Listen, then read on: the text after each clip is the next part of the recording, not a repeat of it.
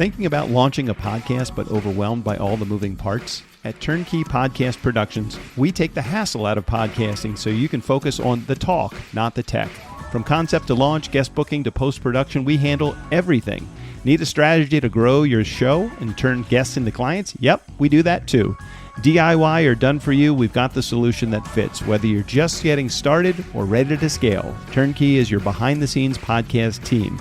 TurnKey Podcast Productions. Your voice, your message, fully produced. Learn more at turnkeypodcast.com/contact. That's turnkeypodcast.com/contact.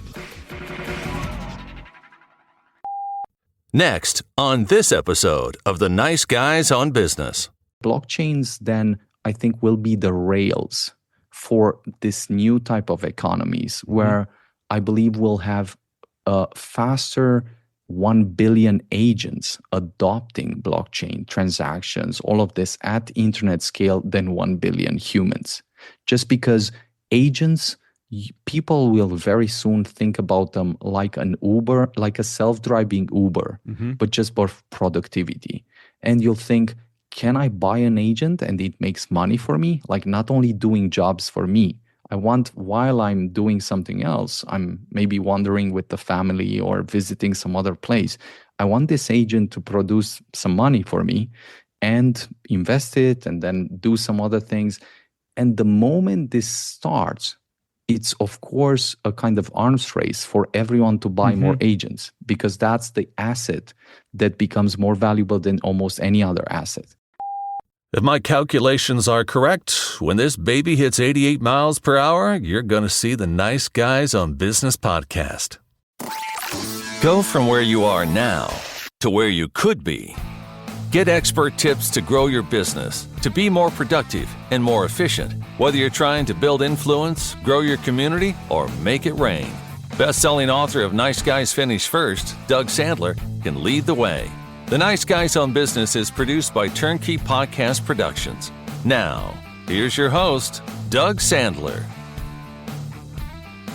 Okay, Nice Guy community, welcome to the show today. This is exciting. Beniamin Mincu, he is the founder and CEO of xMoney and MultiversX, one of the world's most advanced blockchain ecosystems. Now, I know that may be already too deep for many of those of you that are listening, and it may be too deep for me, but I'm going to simple this today for everybody, and Beniamin has assured me that he will keep it at a level where we will all be able to follow along and understand.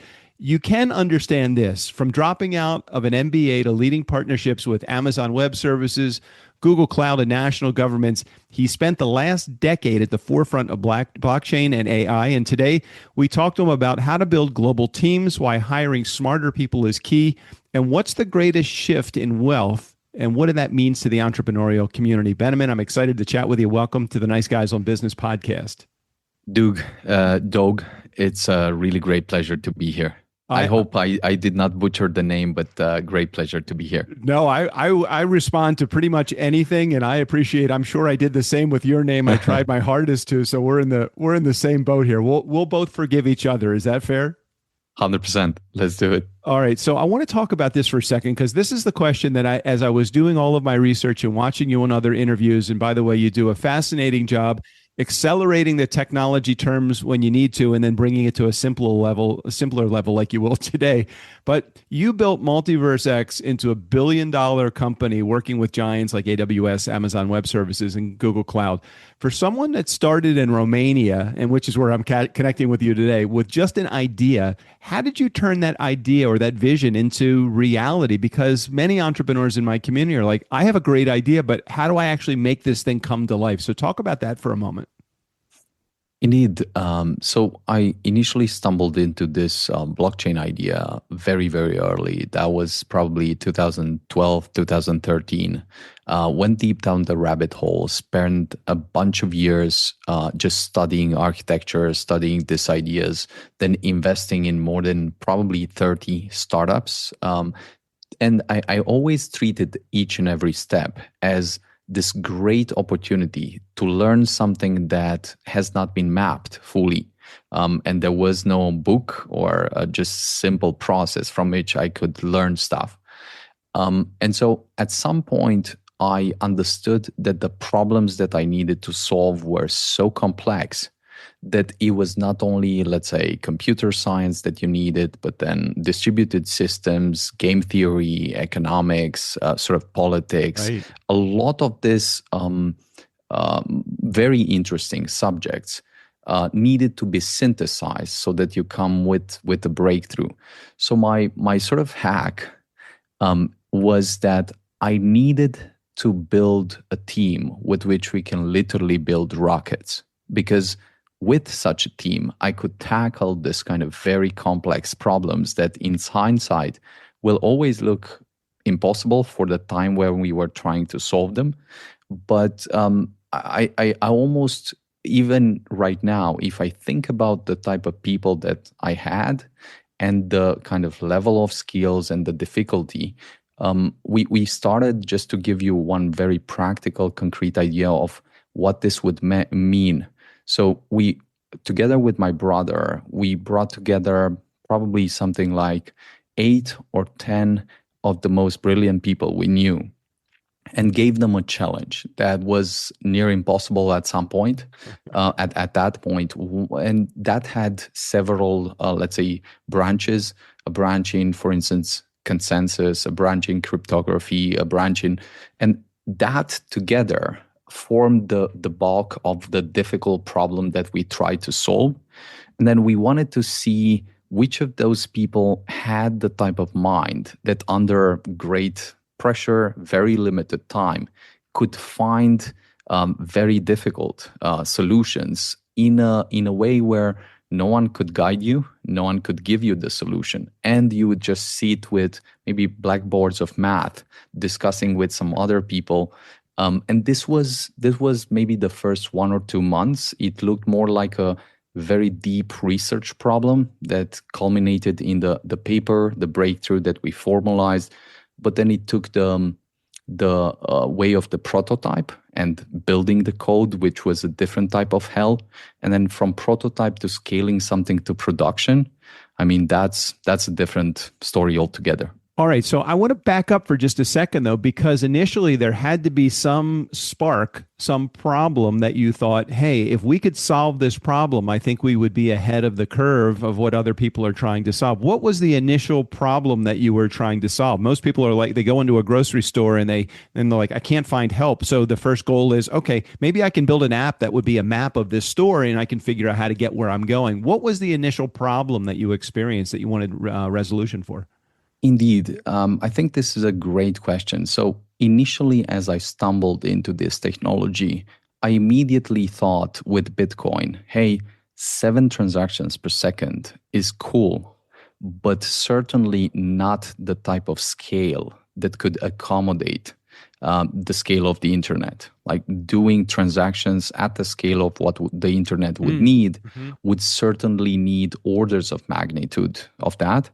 And so in the process, I've essentially invested in several projects that were trying to solve this problem, bring a kind of incremental improvement to that type of problem that is called scalability. Just this idea that you should be able to process thousands or tens of thousands of transactions per second. And then before starting what was at that point called Elrond, I had this breakthrough that one of the most important transitions in the early days of the internet was this idea of transitioning from dial-up to broadband. And it was that transition that shifted the unit economics from something that was very interesting for many tourists, people that came in for fun and so on, to building an infrastructure that was fit for businesses to take shape and so on. So the same idea, I thought, would need to happen for the blockchain space, where if Bitcoin and Ethereum, just for context, can process something like 7 and 15 transactions per second, then if we could process tens of thousands or hundreds of thousands of transactions per second, we would be in a game that would be so far advanced that we would really contribute meaningfully. And the goal for us was to have an architecture that brought a 3 orders of magnitude improvement or 1000x improvement in that problem. if that simplifies things enough and makes sense. All right, well, let's take it to another simplified level just by defining something here. Let's talk about blockchain in action. For someone who is not technical, how will blockchain actually change the day-to-day life of normal people? Will it happen financially, and that will be able to buy and spend or buy and receive money through blockchain or using cryptocurrency, or is it something other than that? Is there a bigger picture that you're looking at? What's blockchain doing for us every day? So maybe the simplest way to look at it is you could almost look at blockchain as a different type of specialized database where you can have some properties that are censorship resistant, so no one can tamper with that. It doesn't matter how much power they have, what their incentives are. Once data is written on this, you cannot take it away. Mm-hmm. That's extremely valuable. Then you can look at it as this ledger for money. So given that it has this property, whoever transfers money and so on, the idea that you can solve the double spending problem so that no money can be double spent, that is a very, very important and very, very valuable problem for the money supply and for the database, if you think about it, because everything we have when we discuss about money is stored into some type of database that usually is very old-fashioned with some bugs, problems, and so on. And it would be very simple to see how if you'd have this global database that is both transparent and secure, you could very easily just move money at the speed of light. And if the world would have that, it would be very obvious again why someone transferring some remittance to their parents or to their family and so on would immediately unlock some great value, or why me transferring something from Europe to the US or me transferring from the US to Africa would just, whether for business purposes or family purposes, enable something that would be of great value. Now, the last point, which maybe is a bit more nuanced and opens up a larger door of opportunities, is this idea that a blockchain is just a balance sheet of assets and liabilities that is just digitally tokenized. Mm-hmm. And this idea of tokenization is just that the next version of transitioning from analog to some type of digitization that is not fully digital, to then having assets that are natively digital, that can be used on the internet at sort of the speed of light and so on. I think at this point, the conversation transitions slightly in the more sci-fi feel of but I think this is very real, very concrete today. And as opposed to 7 years back when we were starting out, it's an extraordinary time to think about this and maybe look at businesses and so on that could use something like this. Right now, we're at the intersection of two pieces of tech, or two parts of technology that are incredible. Blockchain is one of them, and AI is the second. And I know you're working hand in hand with both of them to really cooperate and collaborate together. How does how does that get incorporated into blockchain, and where do you believe it's more than just a tool? Because there's so much power in AI and blockchain together. So talk about that for a moment.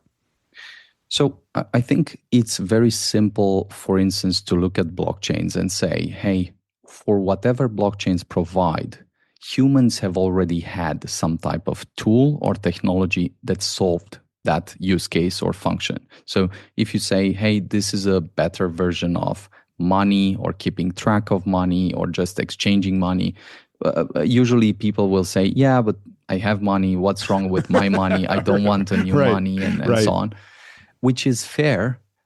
It's only usually when your money doesn't work, when you're in a country with great inflation, where maybe your government has taken your money away or has frozen your accounts or whatever, when this idea becomes much more tangible and less philosophical. But the point with AI is it's precisely when you think about blockchain as the final substrate for AI that it finally clicks completely. Because if you think about it, cryptocurrency is actually the currency for AI. Blockchain is just a substrate through which you can make transactions that are transparent, verifiable at the speed of light. And who will do that? Well, AI, clearly. On everything that we're having right now with agents, just imagine that your agent is one or two levels above what it is right now. You don't need to assume many years. Like 6 months from now, your agent is essentially is your assistant that knows some of the things you love, knows what your job is, knows what to buy for you every month.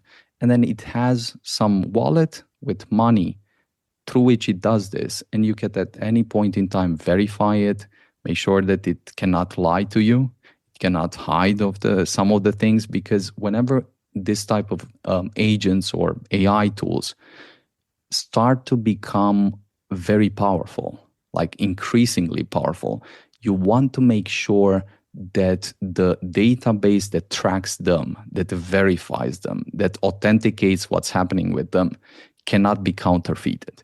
Because if that can be counterfeited, then a kind of malicious AI would immediately not only trick you, but edit the data so that the footprints would not tell your like whatever it's doing and cooking and so on.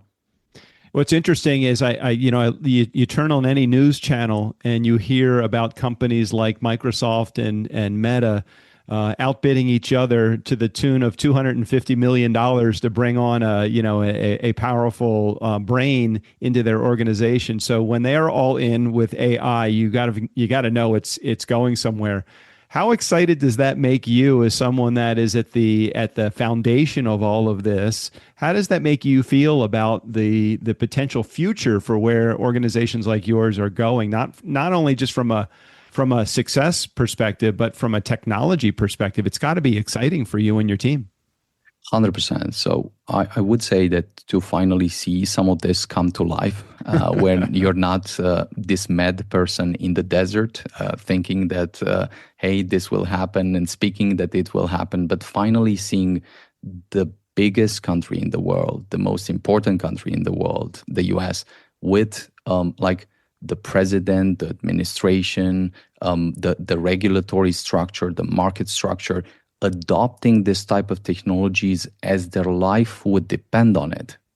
That signals something very, very interesting. And so I almost think that in some sense, the way the US, China, and some of these other countries are treating this moment, it's almost like we have another moon landing moment where there's a tacit, subtle arms race that is happening because people understand that the moon landing is, let's say, the gracious version of framing it, but maybe the nuclear moment, the Manhattan Project, is the more dangerous, capturing a colorful way of putting it, because AI can be this almost final invention where whoever gets it is so powerful that they have a weapon to wield unlike any other, like stronger than nuclear bombs and so on.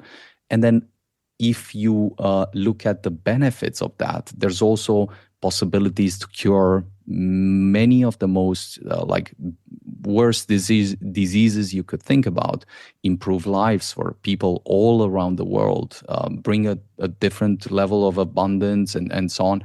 So I think for me, it's very clear that it can be both. I'm very hopeful that as we've done in the past as humanity, we'll navigate and lean more into the resourcefulness that humans have shown throughout the time.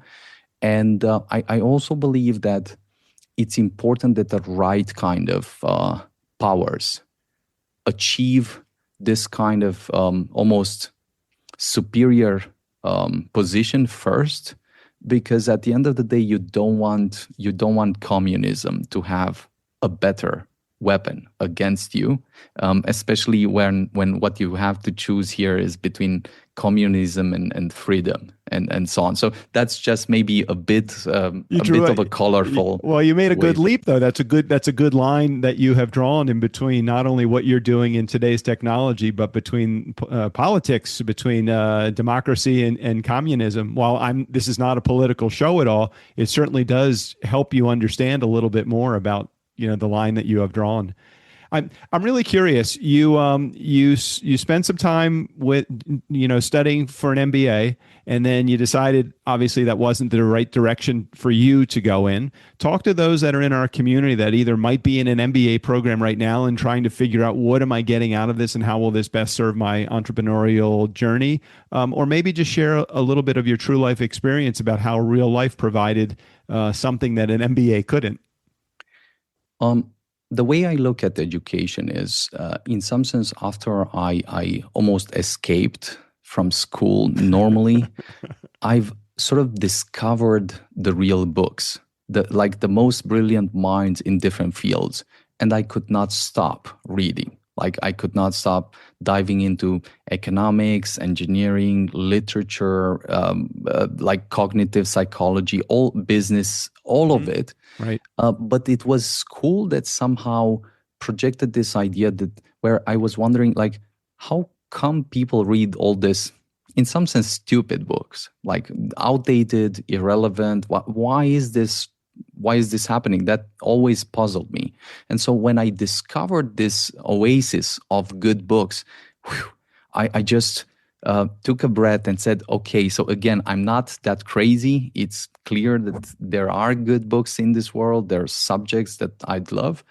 And so at that point, a few things really dawned on me. One, that knowledge is codified into books, into courses, in this type of structural educational materials and institutions in a very slow way.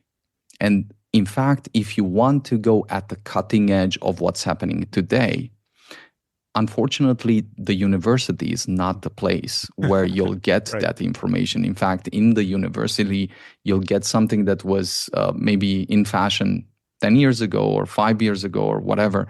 At best, of course, you could think, hey, at least I'm going and studying with the Nobel laureate or someone that is themselves at the cutting edge. I feel very few people actually do that. And so the moment that you start taking some risks, doing some steps, actually setting any type of goal for yourself, whether it's business, whether it's writing a book, whether it's just doing something, and just looking what are the top 3 books. I very early on made it a very intentional habit to have this super meticulous research on who are the best people on one subject. And so it was for me an entire ritual that made me super excited because I understood that wherever I may be in the world, I could start in Europe, but I could, if I was capable enough to research, map the problems, and see the insights, I could essentially land on the same deals that Peter Thiel would land, him being in the US, because the secrets are all in front of us, and it's up to us to take a close look, to uncover them, and to find the things that maybe people cannot teach you in school, that no one has learned yet, no one has understood yet.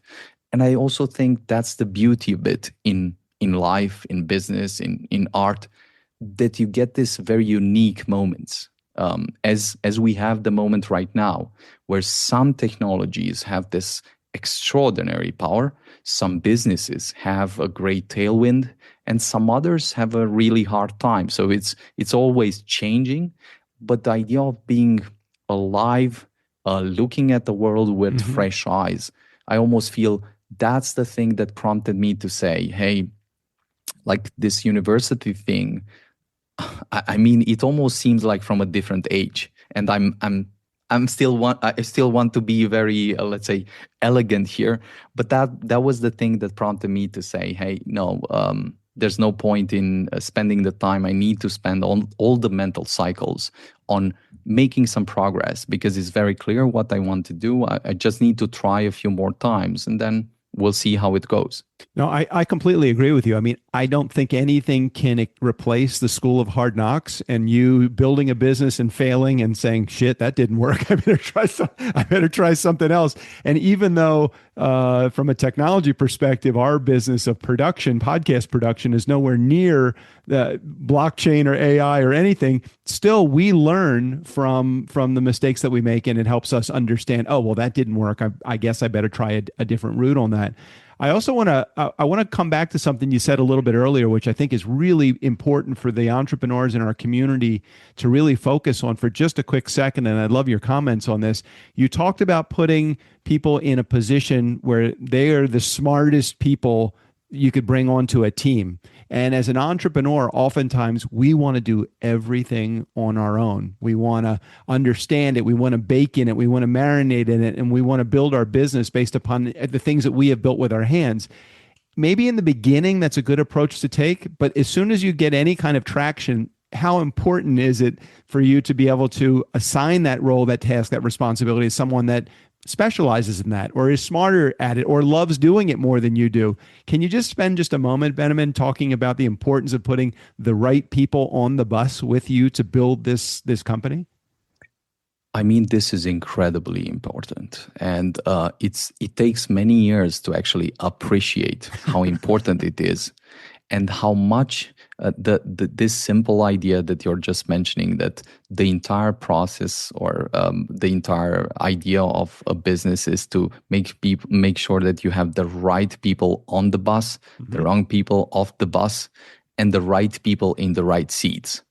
And I think the first 2 points are much more obvious because, frankly, you should not spend life in a way where you're in rooms or circles where you're always the brightest in the room. Right. Life is too boring to play it like that, to experience it like that. You always want to get new challenges, new people, and if you're open and curious, you'll always find that there are other very interesting people, very bright people, both throughout history and living today, that have tackled many of the problems that you're tackling, which I think is always surprising and also humbling, because sometimes people 500 years or 300 years ago have thought and solved some of the ideas that maybe you're only realizing right now. So I feel there's a lot to take in, to learn, and so on. But then the almost the most difficult and most important point is that type of idea of testing things with bright people with which you're aligned, and playing long-term games with this type of resourceful people, and finding the right seat where they fit best. Because I think if I were to say what's the most challenging part is this last step, that a brilliant person may suck at some job and they are brilliant at some other thing. And you kill them if you put them in the wrong seat. I love it.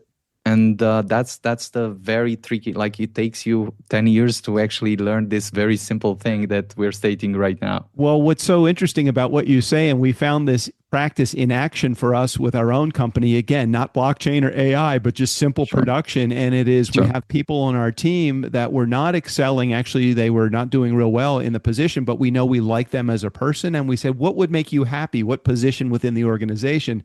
When you let people pick where they go, where they feel like they could gravitate towards and be the best and deliver the most, they excel 10x than you telling them where they need to sit on that bus. So I love the analogy of not only putting the right people on the bus, getting the wrong people off the bus, but then putting the right people that are on the bus in the right seats on the bus too. Man, that's exciting for me to know that happens in every level of technology and every kind of industry. 100%. And I think that frankly, not even only in business, like whatever you're building, whatever you're doing, it takes you a very long time to be able to interpret and guide the people, right? Because usually you don't have time, you don't have energy, you need to solve everything with a very close, tight feedback loop and time frame. And then you sort of have to learn to interpret the signals about people, to guide them, to see where they shine and where they can contribute value. But for us, this idea of building a team with which we can build rockets has almost been this guiding North Star, because with this type of team, you're very much navigating the world as a kind of special forces team. So if I were to tell you the Right. way we'd work and how we would behave, it would almost seem like the SWAT team just applied to computer science and research and so on. So that's a bit of the context that I think almost overrides many of the obstacles that would make something like this impossible in normal circumstances to be pulled off. Well, and to your credit, Beniamin, it's not just the people that are on the bus in the right seats. It's the person driving the bus also. There takes a special kind of leader to be able to direct people that don't necessarily know where they need to fit on the team. So hats off to you for and your brother for putting that team together, my friend. Indeed, and I should say that a lot of credit also goes to my brother. He's like crazy and hardcore, and of course very resourceful and technical. But it's just great to build things with people that are machines of execution, right? You put them there, and they always find a solution wherever they may be, whatever is happening. And so I think the idea of having this type of people around you is the thing that is always contagious. It always spills over and brings more energy, more excitement, and you almost feel like you're more in a movie or a book than what seems like reality. Yeah, you want to stay hot, get around the heat, and that is the best spot for you to be in. When you're around other people that excite you and inspire you, you get excited and inspired by what's going on around you. I want to talk just for a quick second before we wrap up, Beniamin. I really appreciate you giving me the extra time today. I know that we had you for just about 20 minutes or so, and you've gone well beyond that. So very much appreciate your time. Let's talk about for a quick moment the future, whether that future is in a year from now, 5 years from now, or even further down the road. I know it's hard with technology advancing as quickly as it is. What excites you about the future, and what do you see in place in the future using what you guys have created on your team? So I would say that there's a few very broad perspectives that I would look at. If I look at the current macro and geopolitical landscape, I think in some sense, both objectively and subjectively, we are living in one of the most exciting and interesting times in history. Of course, also one of the most challenging times in history for many, many reasons and so on. But if you're alive and have energy, you could not have asked for a better time with so many opportunities all around you. Now, I do think that AI and blockchain will most likely be almost the central forces in the play that we'll see during the next 5, 10, 20 years, because in some sense, AI will be this creation machine that gradually automates and eats all the things that we actually don't want to do, that we always wanted to outsource, that we always secretly wanted to put someone else to do it, and also gives us this power to double down on the things that we love, the things that we want to dig in more, research more, and so on. So I think there's literally probably the best time for human potential flourishing in a way that has never done before. And I think that's the type of thing that you should try. There's also a flip side to this where you just are scared, you don't want to do anything anymore, and then you think this will just eat you alive. And if you think too much about it, it might happen actually. So you want to just see what the ways are where you can use this. But blockchains then, I think, will be the rails for this new type of economies where I believe we'll have faster 1 billion agents adopting blockchain transactions, all of this at internet scale than 1 billion humans.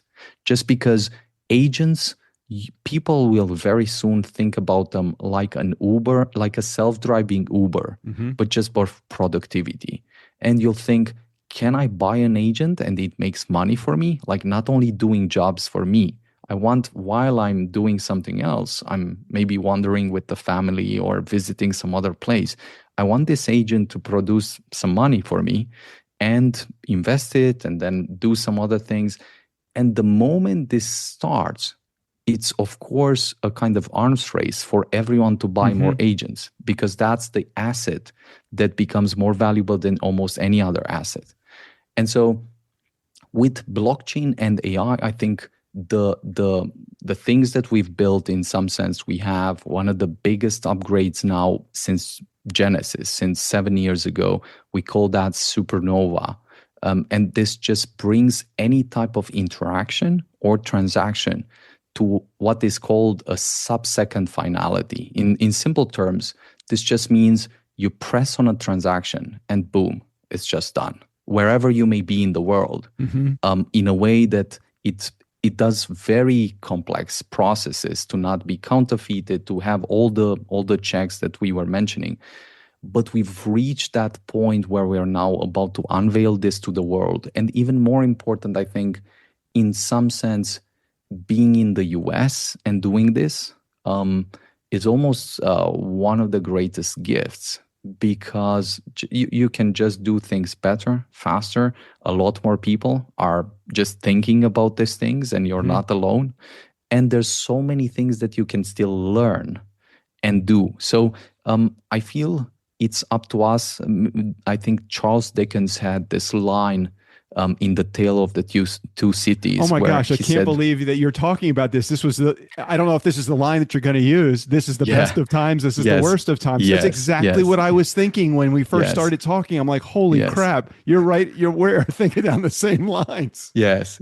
So I think that captures very much two sides of the conversations. Yeah. And I believe that you can always choose. Like, you can start playing with this. I even encourage everyone in our teams, everyone I'm interacting with, to not sit and just listen, but take these tools and play a bit with them. Just do one simple step today, because once you do it, you're mind blown how simple it is, how useful it is, and then how close it is to you actually seizing and using that opportunity in business or life or whatever you're building. I kept thinking, as you were saying, this is the best of times, the worst of times, where I said that, and Tale of Two Cities. And I kept thinking, you mentioned productivity and efficiency, out the roof, completely productive, efficient. You can let your agent do this as you're doing something else, and your agent can be making you money. And I keep thinking, man, the shadow side to that is we're either going to create the laziest society ever, or we're going to create the most ambitious society ever, or maybe it's a combination of both of those things, because ambitious people tend to stay ambitious, lazy people tend to stay lazy. No matter what, I think we're going to still have the duality of what could happen in a blockchain and AI focused future that we're about to encounter. I love it, and I appreciate you saying that.